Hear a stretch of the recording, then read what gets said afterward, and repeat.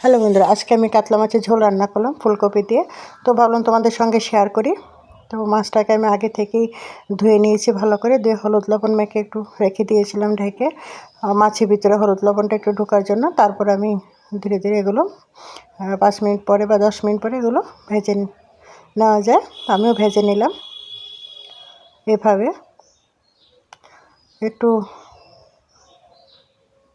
এখন আমি ফুলকপিটাকে হলুদ লবণ মেখে ভেজে নিলাম।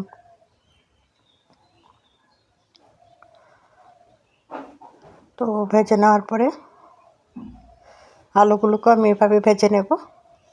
তো আমি একদম ছোট ছোট আলুগুলো নিয়েছি। আলুটা খেতে খুব টেস্ট হয় এই আলুটা। এখন আমি ফোড়ন দিয়ে দেব। মাছ ভাজা হয়ে গেল, আলু ভাজাও হয়ে গেল, তো ফুলকপি ভাজাটাও ভাজা হয়ে গেল। তো এখন আমি পেঁয়াজটা একটু ফোড়ন দিয়ে দিলাম। তো পুরো হলুদ লবণ দিয়ে একটু হালকা বাদামি কালার হয়ে গেলে মশলা দিয়ে দেব। তার জন্য আমি ভেজে নিলাম। অনেকে হয়তো এভাবে রান্না করে খেয়েছেন বা খান। তো আমি একটু কালো জিরা ফোড়ন দিয়েছি। কালো জিরার সেন্টটা কিন্তু অসাধারণ লাগে খেতে। জানি না কে কে এভাবে কালো জিরা দিয়ে খেতে ভালোবাসেন, আমি খুব ভালোবাসি। তো আমার ঘরে সবাই ভালোবাসে, তার জন্য আমি এটা দিলাম। কালো জিরা ফোড়ন দিয়ে দিলাম। একটু হালকা ভাজা হয়ে গেলে জিরে ধনে একসঙ্গে আমি দিয়ে দিলাম। বেশি দিইনি, অল্পই দিয়েছি। মশলা যত কম খাওয়া যায় ততই ভালো। জিরে আর ধনিয়া ছিল একসঙ্গে। তো এখন আমি একটু কাঁচা লঙ্কা পেস্টও দিয়েছি। এটা নিজস্ব স্বাদ মতো, যার যেরকম ঝাল পছন্দ করেন সেই রকমভাবে সেই পরিমাণে দিলে ভালো হয়। তো এখন মশলাটা ভাজা ভাজা হয়ে গেছে। এখন একটু মৌরি গুঁড়ো দিয়েছি আমি। মৌরিটা আগে থেকে আমি ভেজে গুঁড়ো করে রেখেছিলাম, তো সেই মৌরি গুঁড়োটা দিয়ে দিলাম। এখন আমি টমেটোটা দিয়ে দিলাম। টমেটোটা ভাজা ভাজা হয়ে গেলে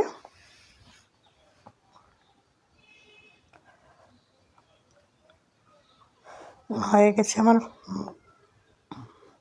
মশলাটা ভাজা হয়ে গেছে। তো এখন আমি ফুলকপি আর আলু একসঙ্গে ভেজে রেখেছিলাম যেটা, সেটা ঢেলে দিলাম। দেওয়ার পর একটু ভাজা ভাজা করে নিলাম হালকা।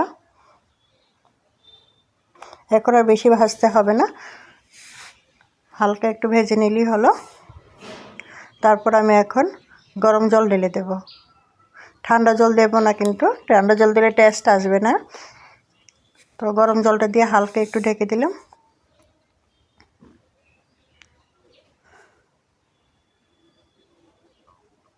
দশ মিনিট রাখার পরে ভাজাটা হটিয়ে তারপর মাছগুলি দিয়ে দিলাম। মাছগুলি দেওয়ার পরে উপর দিয়ে ধনিয়া পাতা দিয়ে একটু নাড়াচাড়া করে নামিয়ে নেব। তো হয়ে গেল আমার ফুলকপি দিয়ে মাছের ঝোল। কে কে এভাবে রান্না করো? মাছের কারিও বলে অনেকে, কাতলা মাছের কারি, কাতলা মাছের ঝোল। এভাবে কে কে ভালোবাসো আমাকে একটু কমেন্ট করে জানাবে। আমার রান্নাটা কেমন হলো সেটাও একটু কমেন্ট করবে প্লিজ।